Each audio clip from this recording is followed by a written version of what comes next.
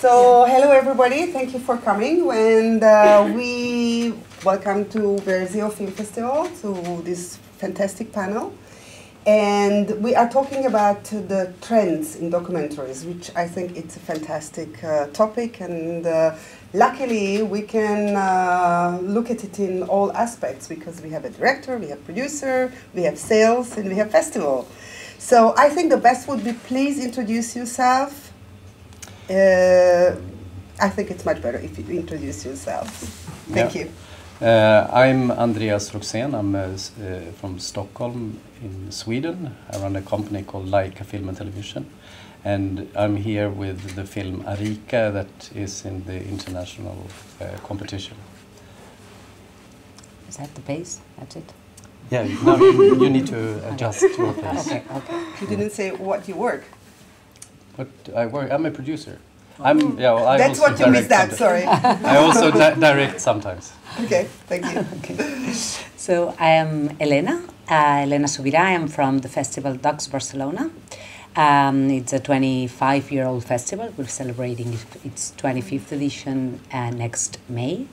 And Docs Barcelona is a documentary 360-degree event, what we call, because we cover all stages from training to marketplace to finance projects, also for the follow-up with rough cuts and market screenings, but then also towards the audience, for the public, with a competition festival with films in competition. And then we also, a few years ago, created a distribution brand. So we also get rights and release theatrically, non-theatrically, and on online platforms, certain films along the year. So we have all this year-round documentary program across Spain. And that'd be basically it. I'm Shoshi Korman. I work at Cinefil. We're a documentary sales company based in Tel Aviv, and we represent documentaries on behalf of producers and directors and sell them into the world. So we do festivals, marketing, sales, strategy, distribution. And my name is Tone Grefjør-Glenne, and I am a director, but I also produced quite a few films. I run the company Sant and Usant, and we deliver documentaries to an international audience in cinemas or for TV. And some of our films are Sisters on Track, Gunda, and at this festival we have All That I Am. So then let's start with the first thing. What is trend means to you in documentary? Do you even care about trends? We can go from that way now. Thank you. Or we can go like a director perspective, and then we can go the producer, then go to sales, and then we go to festival. Yeah, I think there are so many angles into defining what a trend is. Like, you could look at the topic. What is the trendy topic to make films about? What is the form to make films about? What is the available financing that you can find to make films about? And with the big streaming platforms and their demands of how they want the films to be. So there are like so many angles to look at what a trendy documentary is.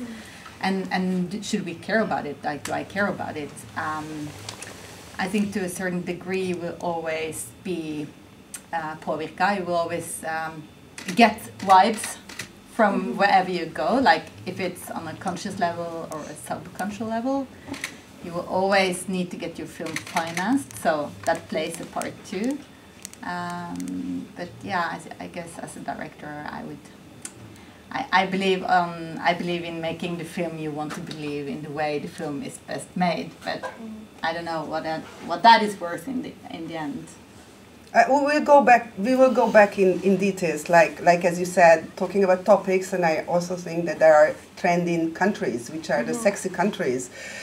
So we'll that's why it's just basically, what do you think about trends as a producer? I think that, I mean, both Tone and I, we have run our companies, and we are also have very strong identities in our companies, where you make films with very much intimacy and very strong character-driven films. Whereas I come from a journalistic background, and we make journalistic stories, which also this is how we are perceived by the market. The financiers, they know us. We've been around for quite some time, so they know what we are and the kind of films that we produce. So I would say that makes us, we are not very sensible to trends. We are looking for stories that works well with the companies that we run. But of course we can see trends, and in Sweden we have very strong feminist identity with the Swedish Film Institute, where the Swedish Film Institute is supporting or a quota for female directors, female producers, which means that there has been a very big flow of different kind of films. They are actively working towards diversity in filmmaking, which I support. I think it's a good idea. And there is another trend that I can feel, and that I actually have something to say about, and that is that as I have been around for quite some time, there has been a shift that follows a political trend in the world. That, if you know about the Galtan axis, meaning that has where the political agenda very much is now, that these are the two opposite values of green alternative liberal or traditional authoritarian nationalistic, which also means that many films are made from that perspective too. Whereas before you may have had a more right-left political field, where films were more into social issues and social conflict than they are now. Yeah. So when we go to sales, then then we really have to talk about trends, right? It depends, because when you say trends, I hear something a bit different than what the director or the producer might hear. Because we select films based on films that we connect with and that we love and that we believe in. And it's sometimes you'll pick up a film and it's not going to be ready for 2 or 3 years. The trend is going to completely change. What we look at in trends is, what are documentaries doing now? How can we stay ahead of the curve? How can we distribute this film correctly? What is the right place for a film now? Films is this topic.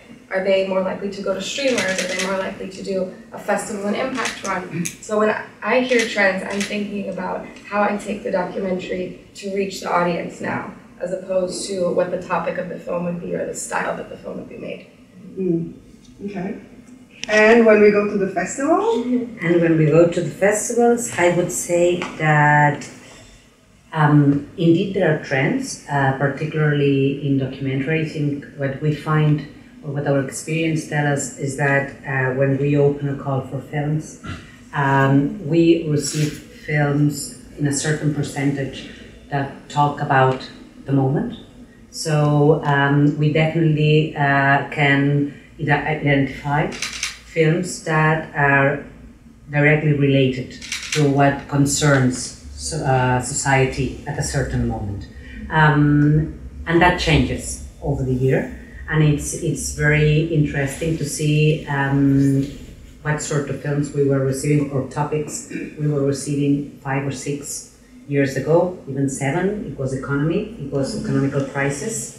So there were loads of film from, again, then you can put 100 perspectives. They can be more journalistic, they can be more creative, they can be more character driven, but it was economy.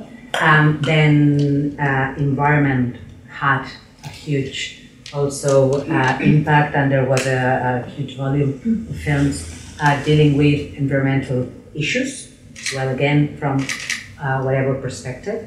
Then it came immigration. It had its moment, which is down. Now we had all the Lesbos moment, all the Syrian diaspora, and all the immigrant movements that was reflected very strongly, and all the Syrian war, that also sort of the souffle went down.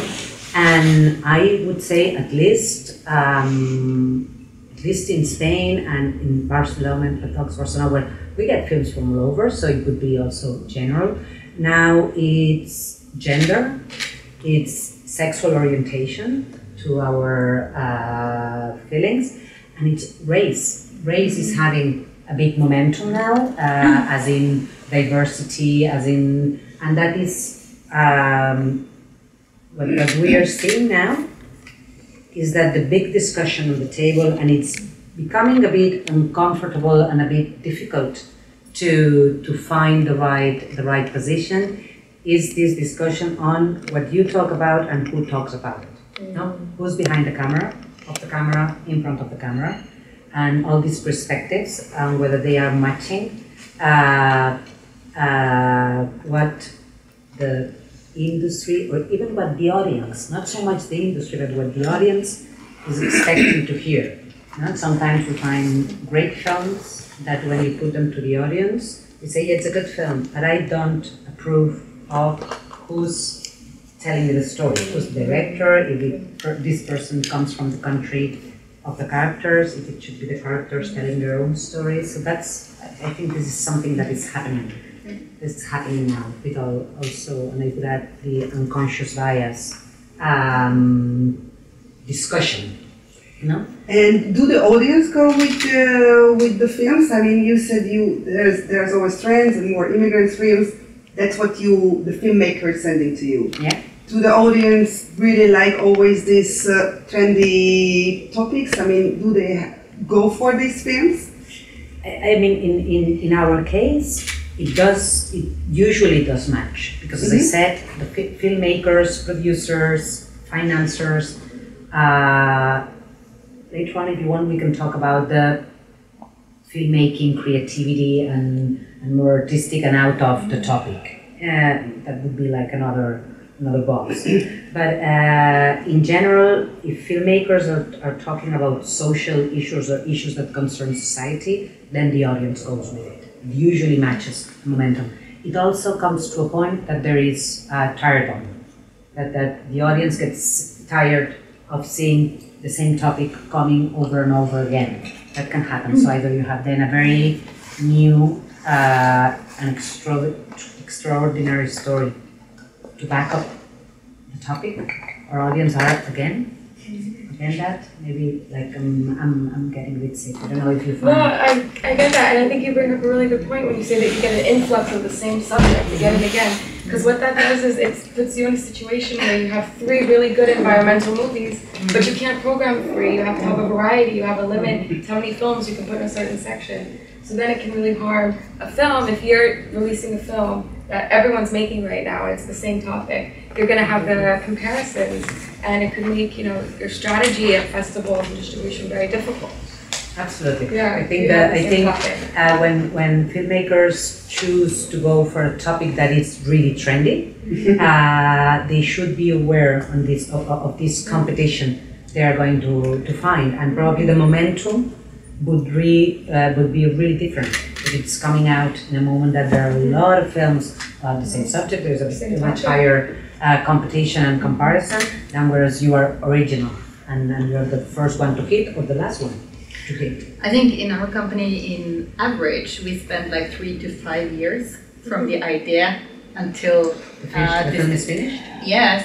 So, you know, for us to hit the trend it's very hard, you know, like, you know, we made this film 69 minutes of 86 days that follows like a small Syrian girl, and the filmmaker chose to put the camera on her level as a steady cam, and it just follows her through Europe, and you just see all the grown-ups' legs, and then this little girl.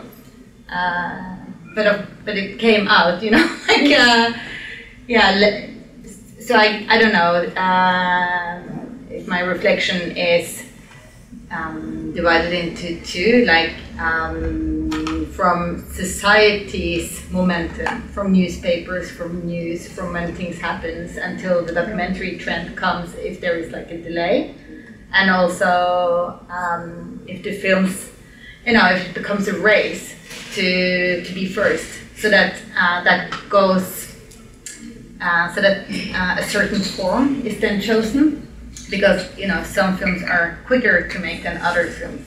The more journalistic, maybe takes a lot of research, and but to follow someone through a change takes years, maybe. So I don't know if there is any how to reach that momentum and be trendy can affect the form in a time perspective. My English was pretty clear.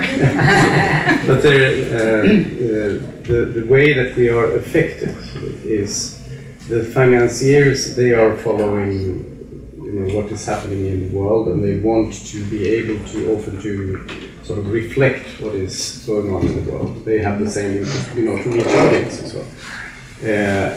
Which means that when these trends are coming, say it's gender or it's immigration or whatever, they need a certain amount of that, which, you know, take away resources from films that may take 5 or 10 years. But, you know, I'm not affected, but I say that they are also sensible to trends in a way that decides where money goes.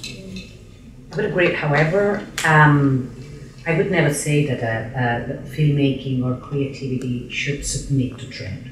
I mean, what we look for are good films, are good stories, and a good film for me is a long-lasting film. It's not a film that should die within time, no matter what the subject is, no matter whether at the moment it was made, the trend was such, and then it was another. So I think that's a first feature that makes a film outstanding, and being capable of overcoming this trend of the moment. And that is when a filmmaker, in my understanding, finds an exceptional way of looking at something.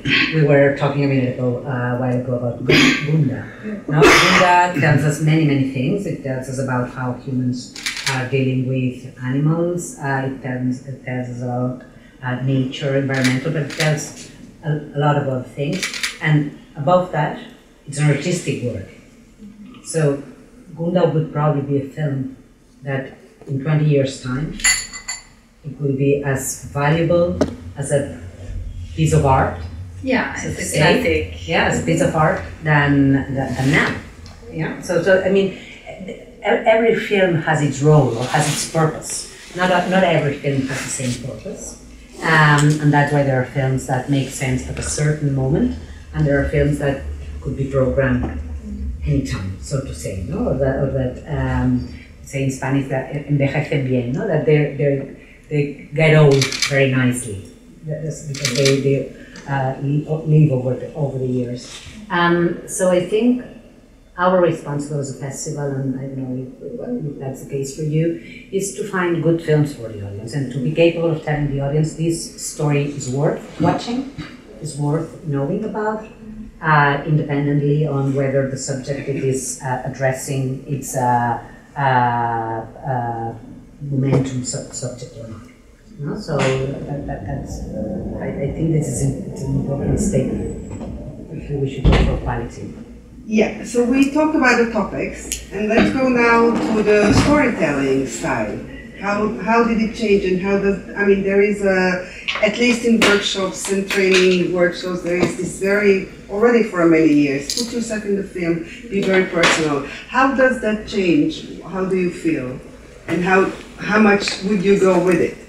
Or the storytelling, the creative side of it? Well, I come from the journalistic side, which means that I'm still learning about your voice in the story. But I wouldn't say that I can see trends there. You always need to have someone to be carrying the story. Then if it's a journalist that is standing beside and telling what is happening, that is one way. Or if it's a 5-year-old girl telling the story, that's another way. And every story needs you need to find the language for every story. I don't know what more to say from my perspective. Yeah, let's see if there is another. Yeah, I think, well, I could say for the films that I directed, for me the key to the visual style of the film and storytelling perspective, I think for me it really grows out of the characters. Like for me it needs to be organic to the person who's going to be on screen. I don't really know what the trends are now, so I probably should be more updated on that. But at the same time, I want to say that you do get influenced by the people you work with. When I made this film about Emilia that is screening at this festival, we financed it with really soft money because the topic was so sensitive and there were so many ethical questions in the film, so we didn't want to put ourselves in a situation where we had to finish the film. We wanted to give the character the last say if the film should be distributed or not after 4 years of making it. So there we could in a way decide everything ourselves, how we wanted to do it, and we ended up filming her face through the whole film in a 50mm lens, and just everyone else is really blurred out to give her a very silent character that you can listen to her, but you have to, when you listen to her, you can't really just listen to the words, you have to listen to the body language as well to really get her. And so that's why we chose that form. And then at the same time, I worked on a film that we made for Netflix. It's a Netflix original called Sisters on Track, which is about 3 Brooklyn girls in a track club with a coach, and everything is pink and speedy and quick, and it's just like I don't know how to say it, like a hybrid of super different shapes and forms within there that suited their life and how they were. So for me, I guess my entrance into a film is always to try to see what is the story you want to tell. How is it organic to the person who's going to tell the story? I guess that's, if that answered any. Absolutely. Yeah. I know when we watch films and we would, consider films, we would look at the style that it's made, and I don't think we would notice that it was a trend unless it didn't fit for the film or for the character or for the story. Because if it fits, like in your film, the way that you guys did it so beautifully and in respect for your protagonist, then it feels organic, it feels natural. Mm-hmm. And you're not thinking about why did the filmmaker choose this style, why does it look like this, or comparing it to something else. You're just completely immersed in that journey that the filmmaker's taking you on. I think it's a very good comment for if there is any filmmaker here to hear that, so they don't force anything on their things. And in festivals, what do you notice? No, I would agree with what Don said. I think each film has or each character has its own voice, its own needs, and I think the challenge is for directors and definitely for producers to allow that tone or that style be the one, and not to force no, we should go this way, or we should go that. Which is something that at least we find with financiers. You were mentioning that financiers could push. Maybe we are missing here a broadcaster, a commissioning editor, who would be probably usually the ones asking filmmakers, yes, but why don't you try? Yes, but why don't you do? Because otherwise it does not fit my slot. It would be wonderful to be in an environment that allows a film to be aside of what other constrictions, formal constrictions, the different windows for. So that I think would be the idea.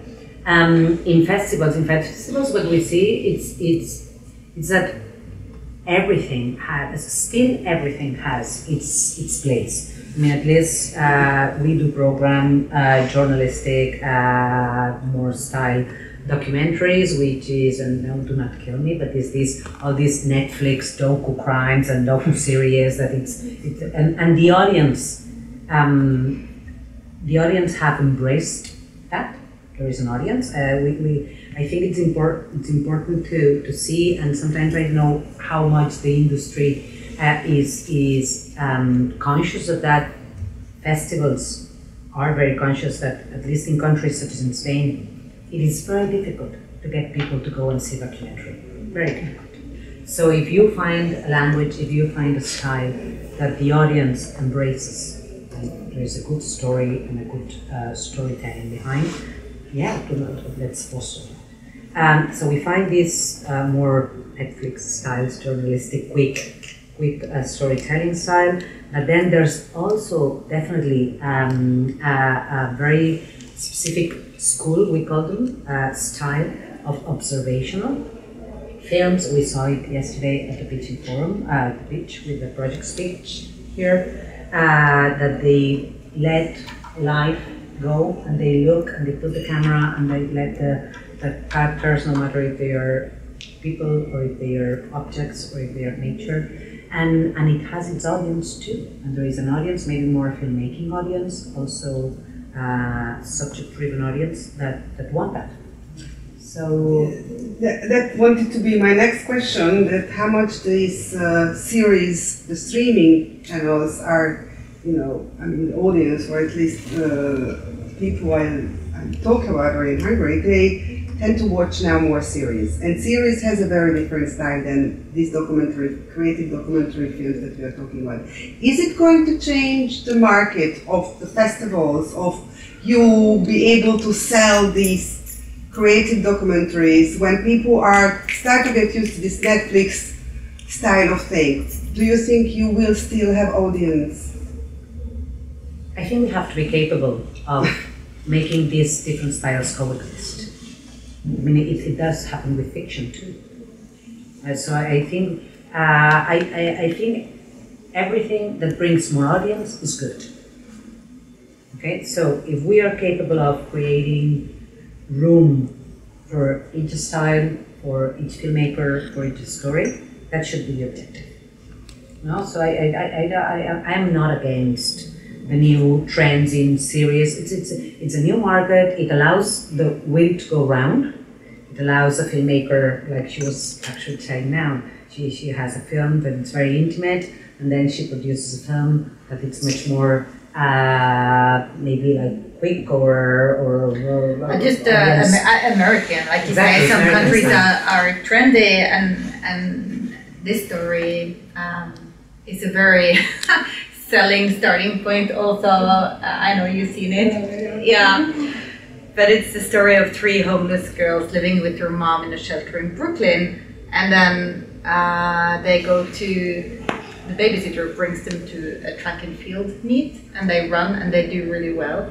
And the coach there picks them up and invites them to go training, and then they do. And after 1 year of training, all 3 girls qualifies for the Olympics for kids, and they bring home a gold medal. And then they become like American darlings and go on Whoopi Goldberg show, and Taylor Perry calls the Hollywood actor and gives them a place to live for 2 years. And then I think, it's like a big American story in a way. Of course, they loved the film. Like the whole setup was great for them. But for Corinne and I think that's where we could bring our maybe more European perspective into the film. We were more interested in what happened kind of like after Cinderella, like with all this help that I got and all this. It's just told in like 7 minutes, a very quick 7 minutes title sequence. And then when they go into their home, that's when the film starts for us, which is maybe more exploring the strength that is living within the girls themselves, and how they can get their life on track and grow and be, young women, athletes, students, and not so much focus on Hollywood and and that side. But of course, for us, when we had the first conversations with Netflix after the first pitch, I think the main concern for us was to have enough conversations about what the film would be like in the end. Like, did we see the same film? So I think I spent hours talking with Kate about that. Like, to just really make sure that what we set out to make was what they expected to get. Because experience working with a lot of broadcasters and everybody wanting a little bit different, like my slot is like that, but in our country, and some people were very impatient, you know, I need it before the Olympics. Yeah, but it's not really about the Olympics, you know, it's not really about sports. It's a metaphor to talk about what it means to be black, girl, poor, and the hurdles that you meet in society in America. So I think that like that conversation is, but when that is said, like this was done for Netflix America and not for Netflix Europe, so the whole editing team and everybody that Netflix also has a say in who's going to work on your film we're also American. Like, we had an American editing house, and they were great, super skilled, but also very American. So like the style. And then COVID came, so I was like sitting at home, like editing on Zoom with them.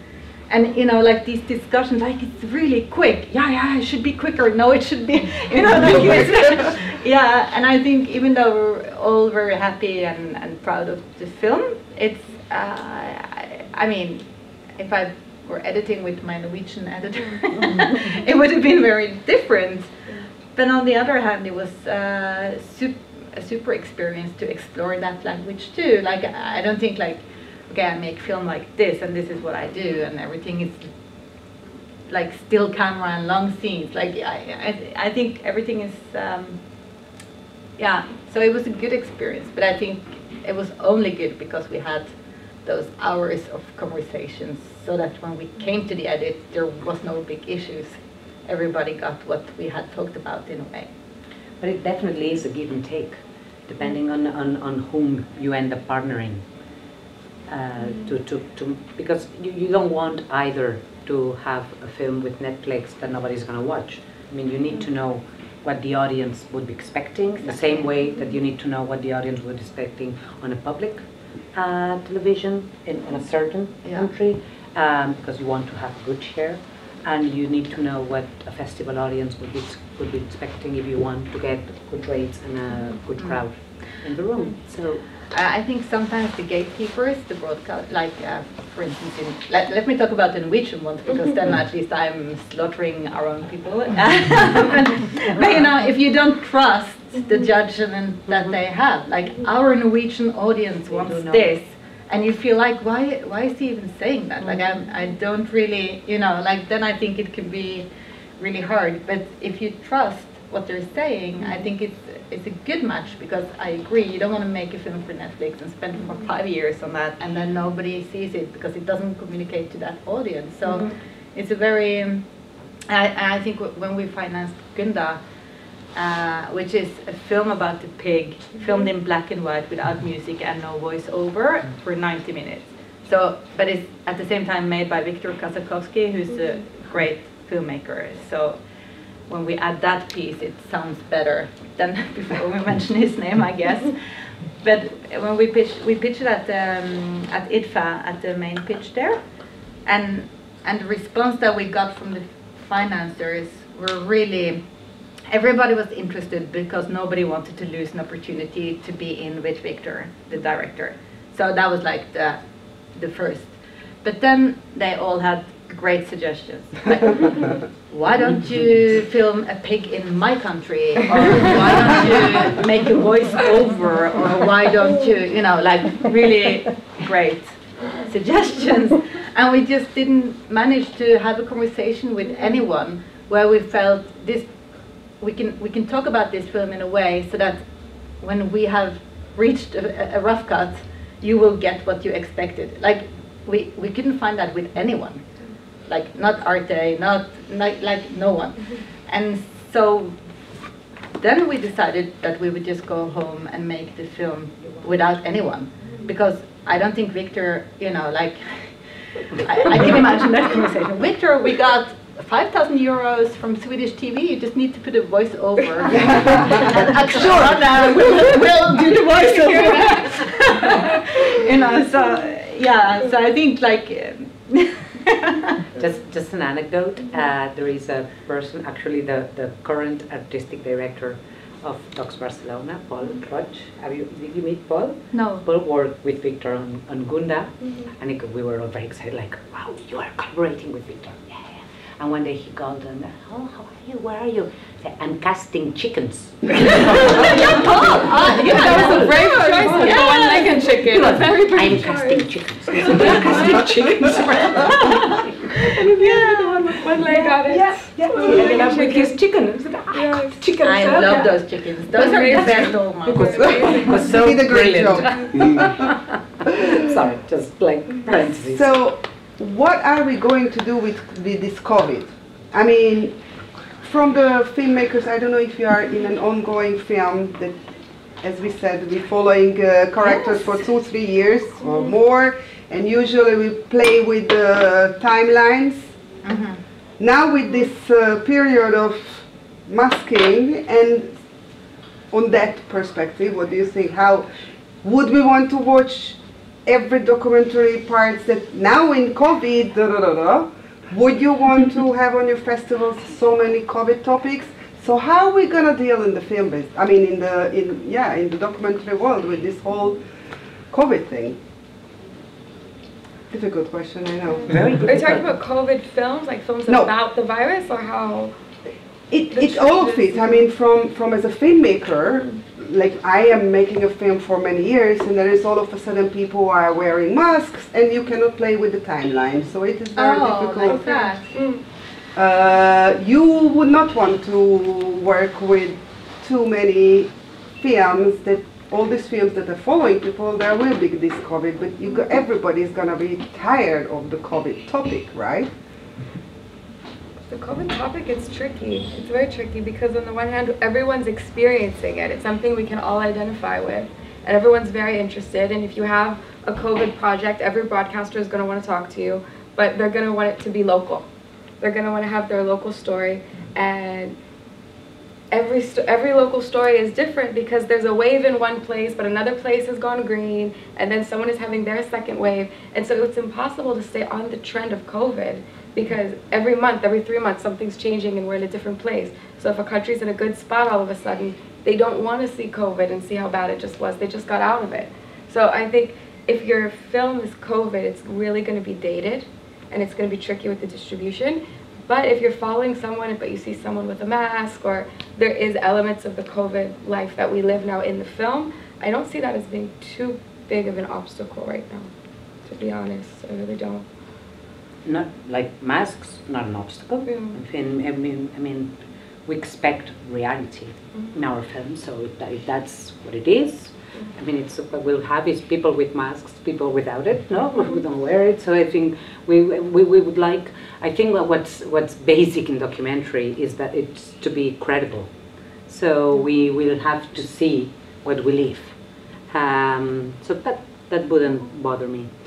Whereas towards COVID topic films, I have to say I am very curious to see what will happen. Because I think the COVID film is still to come. And I think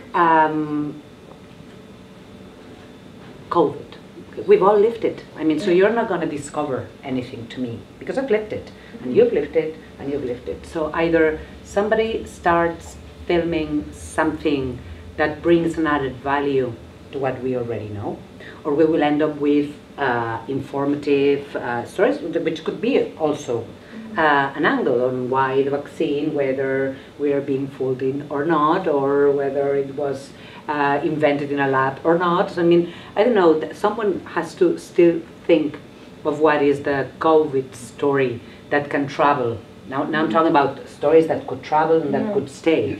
As she says, I mean, one thing is the local story. There have been some and that have done very well, and that's great. But for a traveling and long-lasting story, I think it still has to come. I don't know, maybe he has an idea. I don't know. But what I'd like to say about COVID is we go with the story. You know, when we do filmmaking, we go with the story. And I work very much with international stories, and that means that everything is put on hold during the pandemic. We have one story in Lithuania where we were going to follow a court case, and we filmed there in March last year, and then everything shut down, the borders were closed, and the court was closed. So no one could be part of or film the events, which sort of was an obstacle in that film. I also have a project where I'm supposed to travel for more than a year now. I've been supposed to travel to Mozambique, and Mozambique is super closed. It's very, very hard to travel. So that is possibly obstacles, but on the long run, I am afraid that we will get used to restrictions in a way that will limit the freedom of speech and our access to people and stories all over the world. Also, for this Arica film that I'm here with, that is about a community in northern Chile, and in Chile cinemas have been closed for 19 months now. They will reopen right now, but it's a very long time, and it's during the period when we wanted our film to be released, and now we are going to release it. It will be beginning of next year. But also what has been engaging me is the situation for the affected people. It's a neighborhood that has been very, very badly affected by toxic waste from Sweden. And many of the people there are, of course, more vulnerable because they have diseases like cancers and lung diseases and stuff like that. So they have been very afraid. So we have, during the pandemic, engaged in and supported them to have also they are affected because they are the poorest and they have lost jobs and there is no money, and they cannot get day work even. So we have supported them with help them to make a kitchen to make food on a self-cost level. Also, that way also keeping our relation with them alive all through this, and trying to support them in a way. About pandemic as a topic, I would just agree with what my friends here say, that we all can identify, and if we see a character with a mask on, I don't think that we really care. I didn't really mean like the mask as the visual. I mean every story that it's started before and it's still going on, there is a period which relates to this problem. Mm-hmm. So I didn't mean like visually. I meant that it will be part of a lot of story that it's taken a long time. So not visually, but like story-wise. It's No, it's an element. Yeah. will be an element. Are we gonna be tired of it? That like every story that it's a long I think story. if it's just there, you know, like if you don't make any point out of it, it's just part of the background of your film in a way. I think It's okay. I Right. think it's okay, but I think you know, to really dive into it and make a point out of it, I think it's a limit to how many films you want to see. Maybe I don't know. Like how many people here are making a film that has to do with COVID at the moment? Subject. As a subject. Good. I want to. Good to hear. But There was a Swedish film made last year called Orka. You know about it? Josefin Bornebusch did the film. That was completely adjusted to the COVID situation. Everything was filmed in Zooms, and all the relations were on distance, and and it was interesting as a development of form. I thought still it was fiction, but that was something new that I saw coming out of the pandemic when it comes to cinema. anybody wants to ask? Anybody, please? Don't be shy. Thank you. You mentioned the trend of like the series being an issue, or it might be an issue for like producers and the sales agents. Do you see like, or festivals as well? Do you see you fitting series into like or adapting series into like a festival? For example, like the pilot of the series, and then the series goes to like broadcasting networks like HBO and Netflix. Or like how do you see it fitting into the market? Necessarily. It is already fitted. Mm-hmm. I mean, I think like us in particular, we created 3 years ago the area of series within the financing market. So there is not a pitch, because series so far mainly mean platforms. There are some public broadcasters that are financing them, but mainly it's platforms. And there are many things changing now. And for example, there is a high level of confidentiality. So for example, what we haven't been able of doing is making it public. So there is not a forum for series. There is a closed door pitch and one-on-one meetings, because neither producers feel they can talk about them, nor platforms or financiers want them to be aired, which is very curious, because that does not happen with features. I mean, you can present features openly and nobody feels threatened, whereas with series, nobody wants to inform about it. I mean, we actually find it very hard to spot projects that come to the pitch. That would be in the market. Whereas with the festival, we have already, like for the third year this year in 21st, presented series in the festival. We have done it in different formats, by presenting, for example, the first chapter, of the series. Usually what we do with that is that we coordinate ourselves with the television or the platform that is going to premiere it and to release it. And it's more like a pre-premiere that we build together with them, and we collaborate and we organize the calendar. And I know, for example, like this year it was with Netflix. In this case, it was not a series; it was a feature with Netflix. It was a feature made, an original, the first Spanish original documentary made by Netflix. And we worked together to arrange the timeline. So they wanted it to be at a festival. They wanted to premiere it at a festival. They are also changing in this sense. And it was premiered at the festival, and a month after it came out on the platform. But series have their space. In Barcelona, there is a festival dedicated exclusively to series called Serializados, and and it's really popular, extremely popular. Not only documentary, also fiction. Yeah. And they bring the script writers of the trendiest series, and now you have Game of Thrones, and then you have I don't know, like you name it, whatever it's on series, and it is very, very popular. So yeah, they do have their festival place too. So as it is our platform, sales agent has nothing to do with the series, right?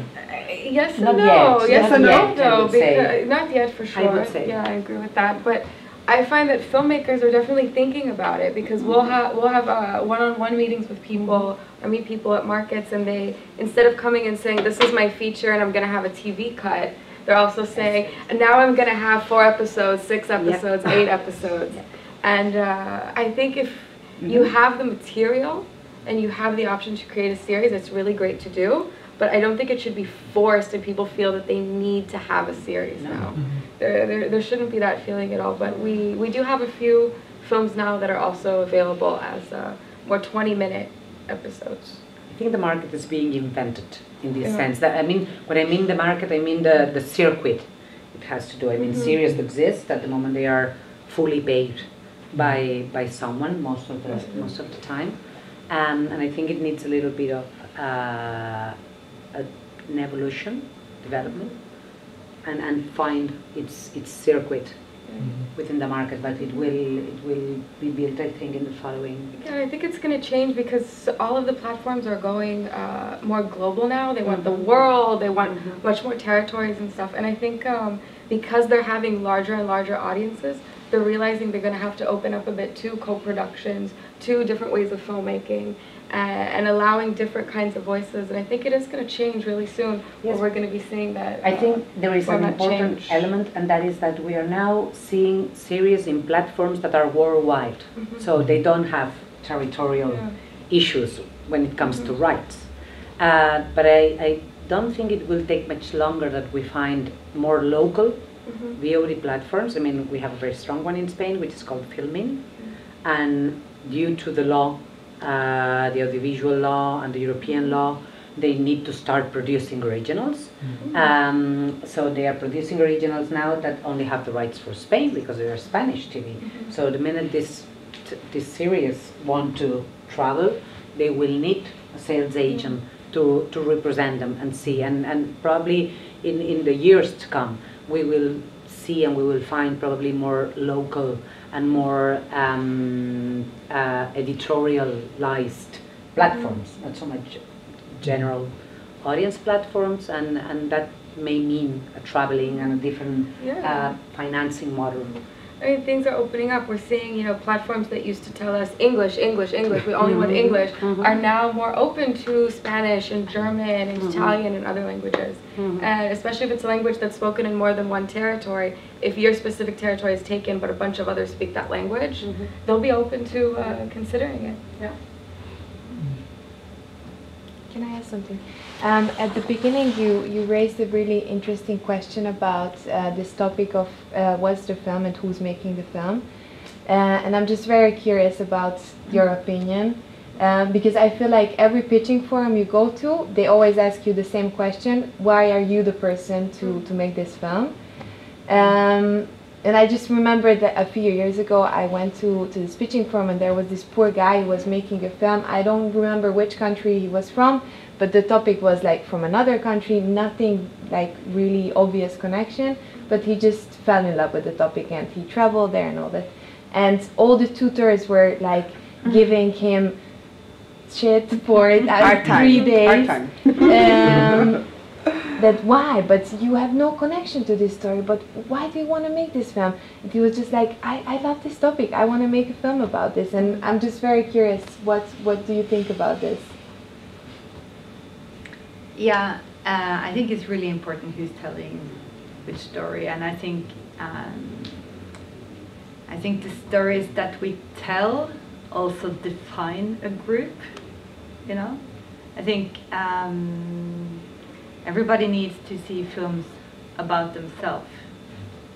I think in our case with Sisters on Track, I think young black girls in America needs to see other young black girls being the hero, being inspirational, being powerful. And I think there are a lot of gray zones that you can fall into telling that story as a white filmmaker, because you don't understand everything. You know nothing about growing up in a black community in Brooklyn. No, I'm from Norway. Yeah, it's like a very far journey. So I think to rig yourself and your crew to have that competent there, to be able to cover those gray areas, and also to be able to have real power in the film. Like it's to not to dress your crew as an alibi, but really connect yourself with people that can speak with confidence and be like a powerful part of the team. But I think in our case, we started filming, we just came out of Me Too, you know, so for us we saw it really as a girls film, like girl power film in a way, and the team was very girly, and we, you know, like it was really, but then during the course of filming, of course the Floyd movement and Black Lives Matter movement, and when the film was finished, Tiger Wood came out with his film that HBO commissioned, you know, 2 white filmmakers to make the film. So like, okay, well, here we have Tiger Wood, and we choose these 2 to tell the story, and we're thinking like, oh, where are we in? I mean, it was a lot of feelings that came with that, and a lot of thinking to kind of like really grasp that conversation. I think that discussion never came to Norway. The only reason why is because I followed it really closely in the States when it came, and I had a lot of like I would say I felt really like a little bit ashamed that I hadn't really grasped that on my own from before. That I really needed a whole movement for me to be able to like truly reflect on it. Yeah, so I think it's really important to understand why you are telling that story, and I think sometimes you should step aside and let other people tell it.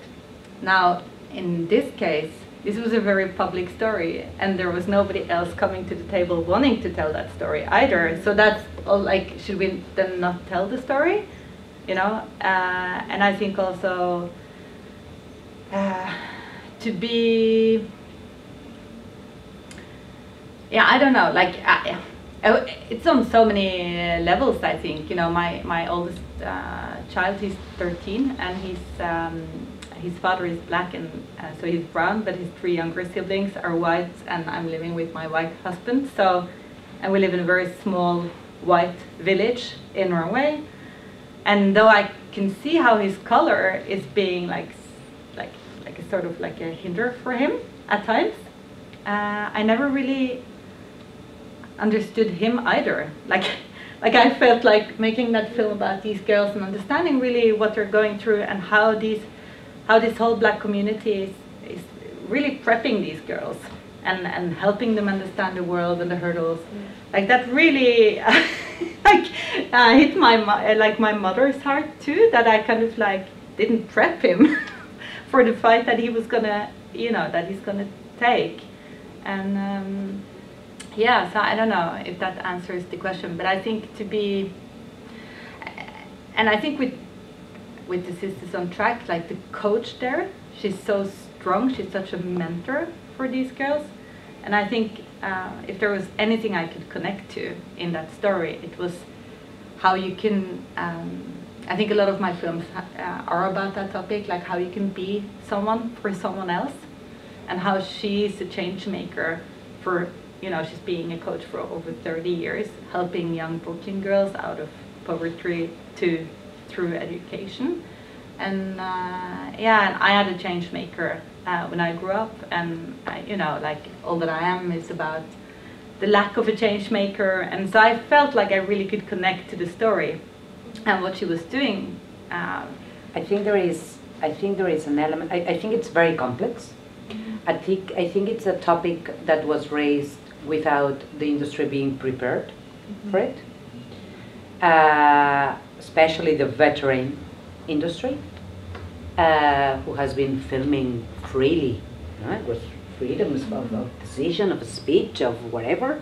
So you just found a story and you told it, easy, and you did it with your best intentions, and no, and probably we were not conscious on the layers we were not taking into consideration in between. So what we have found in the festival and what we find in the community around us, within documentary and also within the audience, was this sort of attack, no? That's not right anymore. Is that not right? No, we even found it in posters. I mean, we as a festival are reviewing our creativity within our image, because now we are being warned about pictures we use, posters we pick that are not proper. So and then people tell us, listen, you should revisit that. So I think that it's a very complex discussion, to people who, as she said, never thought of it. We were naive, I guess, no, and I don't know. And I think the solution is humbleness. I think we need to be humble. And I don't think it comes to, I am not allowed to tell this story. That should not be it. If it's my story, if I pick it and I want it and I know how to do it, or I know how I want to do it, you should be able to do it. But you should surround yourself with the knowledge, with the awareness, with whatever information, if it's a coach, if it's a script coach, if it's someone, or getting better informed on what territory you're going to dive yourself in, and to make sure that the story you make is well balanced from all angles. Mainly because, as she says, the alternative is that the story is not told. And I don't know what's worse. Whether someone who should not be telling the story telling it, or no one telling it. So I think it's balance, and we definitely need to find the way to allow these people who have not had a voice to have it, and give them resources. So it's a whole process. I want to add to this. We at Leica, we made a TV series maybe 10 years ago about racism, and this. Well, it was about the Swedish role in creation of racism, and what historic role Sweden has played. And the team was all white, middle-aged Swedish men, and hard to justify in a pitch, I guess, but. I think that we did it. I mean, our objective of doing that was that we felt that there was a very unbalanced self-awareness in Sweden about, because we have always been so Swedish and good, and we are spreading democracy, and we understand everything, and we are equal, and blah blah blah. You in Norway also have that problem. We're just a little bit more. Yes, exactly. No, but the self picture of yourself of the Swedish has been very bright and holy. And we felt that there was a discrepancy, so we felt that we needed to do that. So we went down and we investigated the Swedish slave trade, the colonization of the Sami people, the ideology when it comes to Carl von Linné and dividing people into races or species into will give them different qualities and such, which was arguments for colonization and brutal oppression all over. So we did that series. And of course, it was a good series. I'm very proud of it. But were criticized from people who thought that they should be the ones telling the story. And we had a discussion internally about, what could we have done differently. And what I say is that, if someone comes with a story and has strong passion for the story, I don't make any difference. If it then happens to be only white men having the passion for a story like that, I follow that. I mean, I think the objective or passion is the most important thing. Passion and knowledge. If you have a person who knows exactly what she is talking about, then you get interested. But do you think that if you invited into each program of that series someone who had lived that experience and not read and learned the knowledge about it, but actually experienced it, do you think, about the Sami, for instance, if you invited to the table within the directing, producing team, someone with equal power, that your series about the Sami would have been different, and would you think that it would have, I don't know, given something that you weren't able to give? Because I think that is the question. Like you can get knowledge, but what about that you lived it? I think that's the, yeah. But then, because there were four parts in that, and we dealt with the Samis, we dealt with African slaves, so it would be, adding quite a few people to the crew, and then it's a question of resources. Then kick out one of the whiteys. Yeah, we could. Yeah, but I think that's like you can always. I don't mean to be difficult, Andreas, because because it's something that's really easy to justify, and it's so many ways to do it. But in the end, it's really about like stepping it like a little bit down to someone else stepping it up, and I believe that the men coming to your office were really genuine and should maybe, it's their project, they could, they should definitely be part of it, but to invite others in and give equal power, I think it's like that was 10 years ago, and I am absolutely sure that there is more awareness now about these things, and I will not justify it, I just want to give an example. Yes, and it was a good example. I think this isn't a subject that it's a trend. I think it's more of a reform. Exactly. Which I think we're all very happy about. And the thing that is interesting is we have a director, a producer, a festival, sales, and everyone's talking about it. Broadcasters, all different levels of the industry are having this discussion and making internal changes and decisions and having a conversation. I don't think there's complete agreement yet. There might never be complete agreement, but it's a conversation that's happening, and that's something I think we should all be optimistic about. Yeah, I agree. I do feel we need to be, as I said, all aware of it, but again, the challenge is not to fall into the side of the quota. We had a panel at Docs Persona this year, and we invited Jihan El-Tahwi, I don't know how to pronounce right her name. She's the director of Docs Box, and she's a filmmaker and an artist, a video artist. And she put on a sentence on the keynote she made, which was, she's Egyptian, French, Afro-looking, and she's a woman.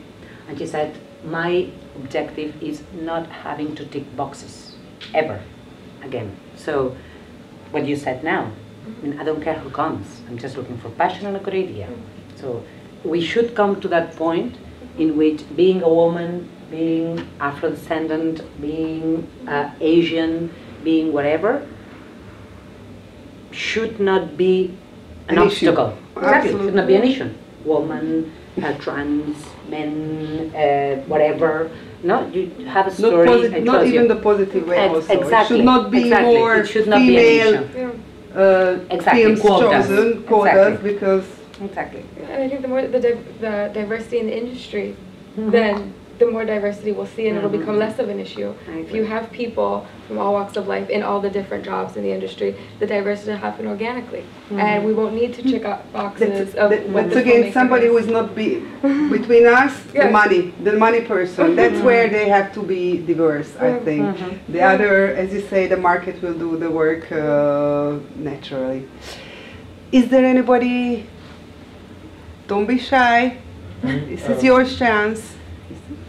I had, but then I would say, like, I think it's amazing. The way it concluded, I think all my questions were also kind of resolved.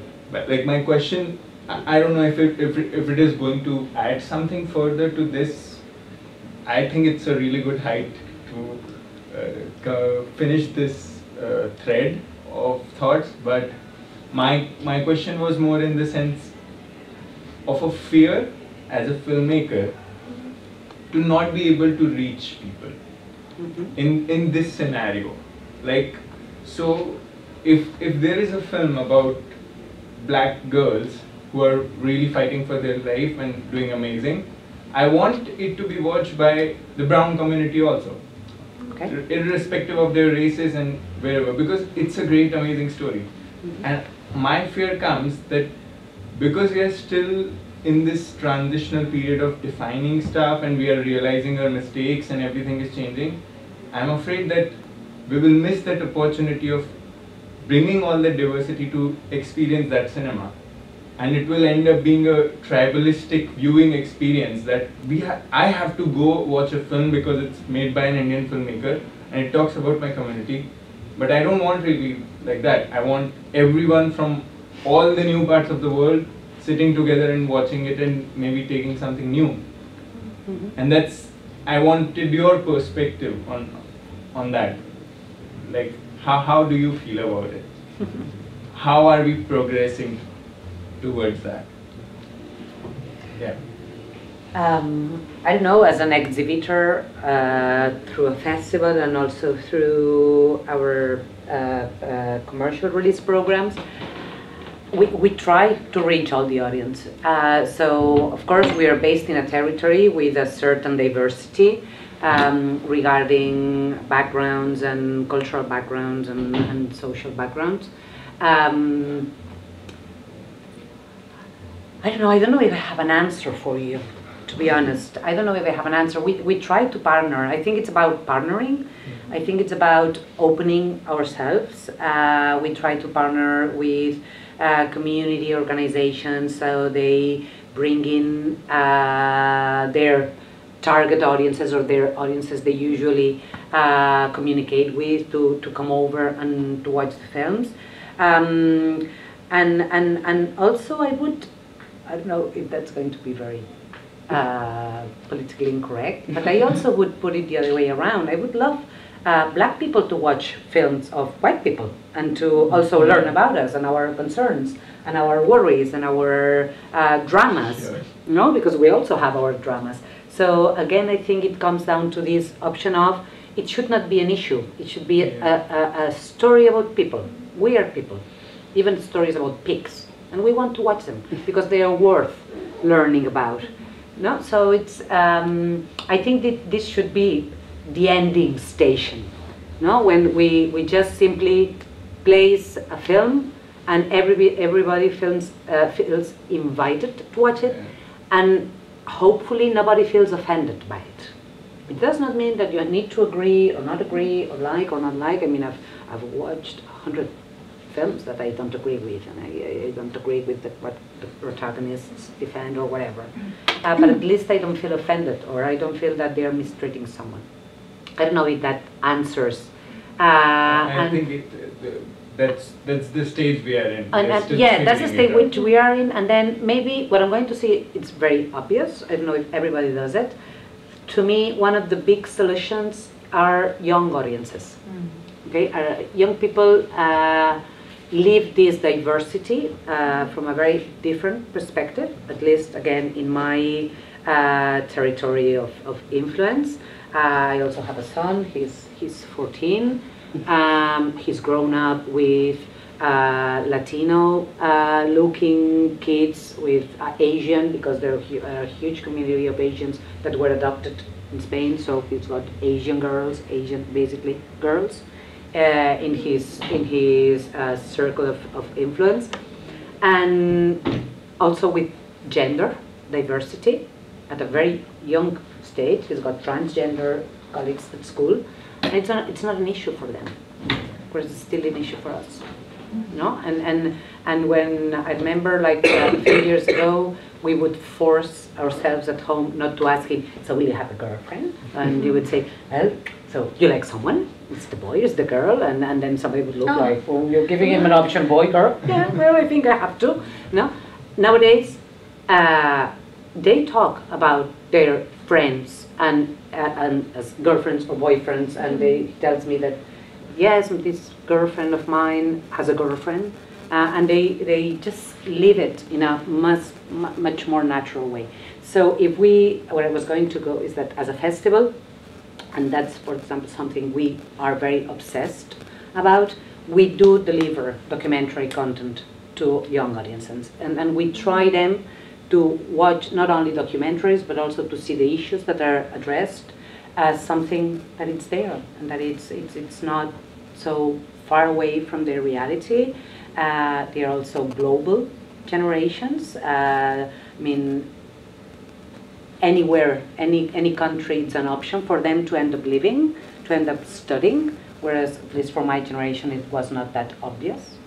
So the me and them, it's much closer to them, and that probably goes towards what you're saying. Okay. On these not such a big difference between but no, this cultural diversity. Okay. I don't know if yeah. Oh, you. No, I just had this conversation because we felt in our company that we needed to change our guidelines to have like specific focus on how to be more representative and more diverse, and look at all our processes from taking in an idea to who we work with, to how we work, to how to build a team. And in that process, we set up meetings with diverse filmmakers in Norway, and how they felt that the Norwegian industry, you know, just to hear from them.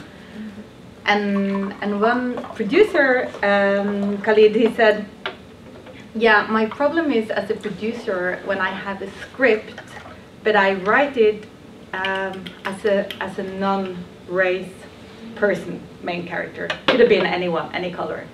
And then I want to try to put in a black actor. Then all the distributors, they will say, you can't do that because nobody will watch the film. What about this actor? It's much better to put him in. He will sell. And this actor is also, nobody knows him because he hasn't done big films before. Maybe because he is of color in Norway. So I think there is like, once there are big money behind it, I think it's really like a different issue.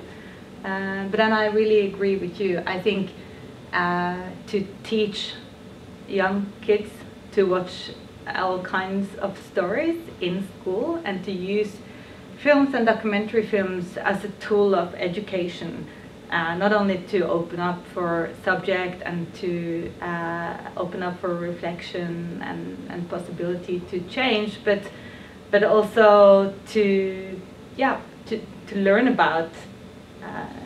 So I think I agree. I think film should be much more in school and be used as a driven tool in a way.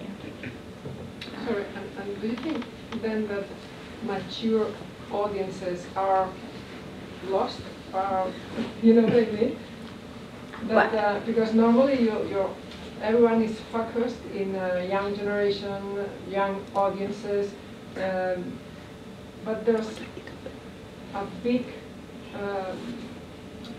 some other people, yeah, that are not so young, but they are still there, and they have a big span life, yeah, and perhaps we could think about them, no? We could think that they are a generation that it's a lot of people, especially here in Europe, and perhaps they didn't have the opportunity to, you know, for education or for the circumstances they live. Their mind is settled in a squared way, let me say, yeah.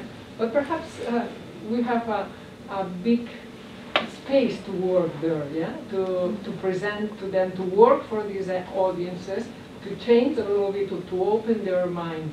I don't know, because we were talking about audiences, about it's very important because with this series we have a big audience. There's a lot of people who are big audiences, a lot of public. But what about the quality of this? Should we teach in a way to the audience? I don't know, perhaps I'm mixing different questions, but you know what I mean? It's,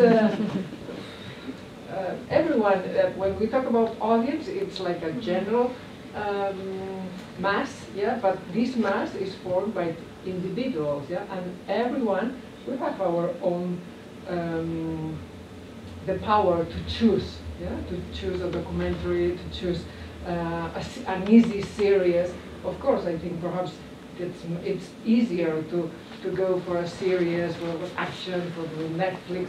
Now there's a different range in Netflix. It has changed, but you know what I mean? It's I don't know. What about other audiences apart from young people? Yeah. Sorry, I was just mixing up everything. Yeah. But you wanted to say something? Well, I try to stick to one thing, and I try not to get lost here. When it comes to Arica, and also the film, the forerunner to that was called Toxic Playground.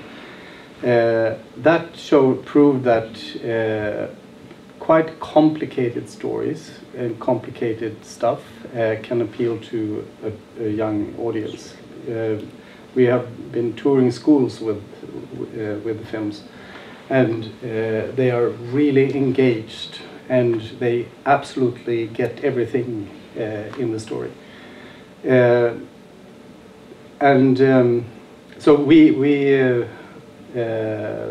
I have a very good high thoughts about young people. Young people are smart. They are much smarter than I was when I was young. But that said, we also want to target influential people, meaning people in power, which we know can make change. So we have been, in this film, we have been consciously worked towards organizations that deals with toxic waste, north-south questions, political lawmaking on both national and international level. And we have worked with them so that we have invited them, we have managed to have screenings in the UN, we have managed to get people with influence interested in the topic to actually make change.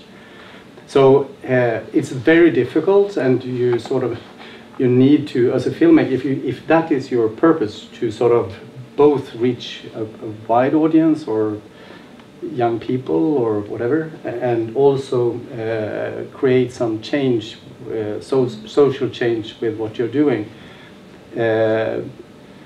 You need to think carefully about it, but with the right story, I think that you can achieve things like, I know that you can achieve things like that.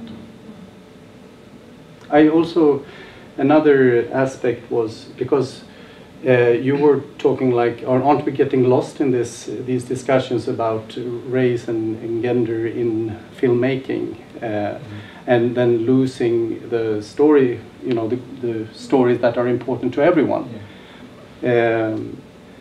I think that we can do both at the same time, and a good example that I saw was a documentary that was financed, or Gina Davis was one of the executive producers. It's called Everything Will Change or something like that, where there is an example of, it's a journalist with, I think, Variety, and she just measures the names in films, in the credit lists, and then she gets statistics of female participants in the film production. And then she could rate the different TV channels and film production facilities in a scale. This is these ones, they have 45% women, and this one only have 13. And one of the losers was a TV channel that they took the statistics and they took it into the boardroom, and then they discussed it and said, no, we just we switch. We bring it. Now we shall quote women, and what happened was that they increased their audience. They got more Emmys and awards and stuff only a few years after doing that. So that's a good example of what happens when you think about it. Or female power. And just to follow up on when you were talking about feeling that certain audiences are getting lost, I don't think that it's the films that are coming out. It's not the filmmakers that are losing that audience. It's the way that we're now marketing films to people. It's people are using more of the social media and targeting that younger, that millennial, that Gen Z audience. And the old way of marketing and getting your film out there has kind of disappeared. And maybe that's why you're feeling that we're not targeting that audience as much. But I think that films, they might start in a certain sector. Maybe a certain community might start with it and like it more. But they break out of that. Good films, they break out of that, and they use that as a stepping stone to get to the wider audience. And I think that, you know, different generations are ready to watch films about different groups that they don't know. I think they are more open to it. They just need to feel like they're being included in the discussion and that it's a welcoming place for them to go and watch the film. I think that a wider problem that we have, and that is about the society and also related to the film that we just made. But that is that there is more division. We are more into bubbles and opinion sort of markets than ever before, which makes it difficult to reach out. And what we need to do as filmmakers is to make sure that we are true. Because truth, in documentary filmmaking, truth is the core goal. And we need to embrace that truth and be sure that what we tell is the real, the factual. Also with the fake news and all of that, we need to stand by what we are doing and be sure that what we are telling is the truth. I would also like to add regarding these audience groups and whether we forget about them or not.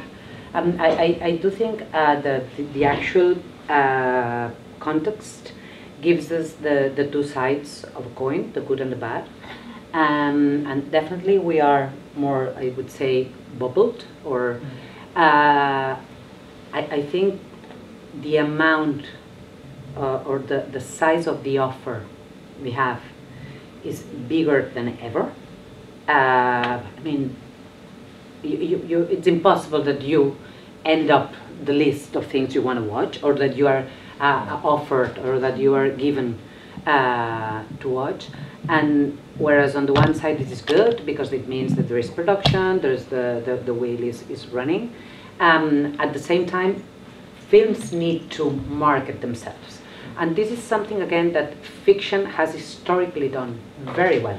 Whereas with documentary, I'm sorry, we haven't done it. I mean, we had our determined windows, in some countries different than others, but basically we had our festival moment, we had our 1 week cinema in a country if we were lucky, and then we jumped on TV.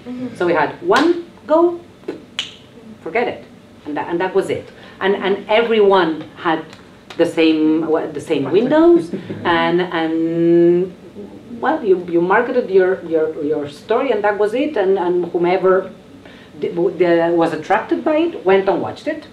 Okay, that was it. Now that has changed completely. You have much more moments. Films travel along many years. I think here in this festival there are films from 2019. I think it's wonderful that there are films and there are moments in which you can still recover. Then they have gone on platform. Oh, I couldn't see it in the television that was in my country, but then maybe it's on Amazon Prime, so you can watch it. But then Amazon offers me, or Netflix offers me my algorithm, so that film never comes to me. So I think there is a huge challenge within marketing in documentary filmmaking. And again, I think documentary filmmakers need, again, to be very honest to themselves and to their films and try to make strategy as fitted as possible to what they have. Which does not mean that they have to give up or renounce to reaching a wider audience. But we, all of us, not me, all of us, have so many options that we are going to pick the one that really fits us most. At least for pleasure. Maybe for working, we will watch many other things. But for the pleasure, we are going to pick that film that is really talking or appealing to our self, not our own self. I think it's really important to what's that in English? To teach your algorithms so that you're not passive in the use of the algorithms, so that you don't just get whatever. Now, I was really disappointed. I was searching on Netflix, and my own film did not come up. And when it came up finally, when I, like the pictures that I got presented was really different than the producer of the film, what she got presented, and then we compared the images, and I got a bit like, she had this really like caring picture of someone's comforting one of the girls, and I had this picture of them like forcing them to run quicker. But I think like, my daughter now she's like on TikTok, but to just go into her account and just like things that she would never dream of liking herself, to just open up, and I think that's a job we all have to do with ourselves too, to just go in and teach our algorithms, or broaden it up a little bit maybe. Yeah, otherwise you choose what's most interesting from a very selected thing chosen I agree completely. Yeah. And just to answer very briefly to your concern about these older audiences, I think, documentary audiences are old. We see it in our program, old, or grown-ups. Our statistics said that more than half of our audience, apart from being women, they are people from over 50 years old. That does not mean that there is a whole group, but I don't think it has to do with age. It has to do with many other elements. And I like, and since you made that remark, I'm thinking that maybe I should stop, or we should stop at the festival doing community marketing, which is something we do. Okay, we pick the topic and then we target the communities because we know that documentaries are that the subject of the documentary drives the audience. Okay, in fiction is another thing. In documentary, people go by the audience. They don't care unless it's Kosakovsky. They don't care who has directed it. They are concerned about the issue it's being addressed in the film. So it's normal that your reaction is, I'm going to target that community. But then why not? And why can't I not target other communities? That would be, maybe there we are censoring without being conscious, unconsciously censoring the awareness and the outreach of these films to certain audiences. So you got me there. Victor is also, yeah, it's good that you pick up on that. And I think, Yeah. like to watch a film in the cinema is a very different experience than watching a film at home. Community comes in to watch the film at a later stage and you see everything different again because you carry a bit of their perspective in your own viewing of the film. And I think that happens also in the theater when you sit together and watch a film. In a way, watching it with a very diverse group differs the way you self-experience the film. So I think that's a very interesting thought that you had. Thank you. Thank you so much. Thank you. Thank you for everybody. Thank you for all of you. I think it was very interesting and great. So thank you. Thank you.